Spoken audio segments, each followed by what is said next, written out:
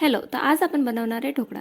ढोकळा बनवायला सगळ्यात अगोदर आपण 1 वाटी पीठ घेणार आहे. त्याच्यानंतर मिक्सरचं भांडं घ्यायचं आहे, त्याच्यामध्ये ते पीठ टाकून घ्यायचं आहे आणि त्याच्यामध्ये चवीनुसार मीठ आणि साखर टाकायची. त्याच्यानंतर पाणी टाकून त्याला मिक्सरमधनं फिरवून घ्यायचं आहे. त्याच्यानंतर एक भांड्यामध्ये ते बॅटर काढायचं आणि त्याच्यामध्ये 1.5 चमचा सोडा टाकायचा आहे.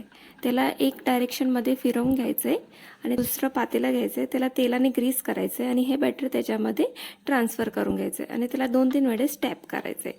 त्याच्यानंतर कुकर घ्यायचं आहे, त्याच्यामध्ये पाणी टाकायचं आणि एक स्टँड ठेवायचं आहे आणि आपण जे बॅटर टाकलेलं भांडं होतं ते त्याच्यामध्ये ठेवायचं आणि कुकरला झाकण लावून त्याला 20 ते 25 मिनिटं मीडियम गॅसवर शिजवून द्यायचं. हे बघा, आपला ढोकळा झाला आहे.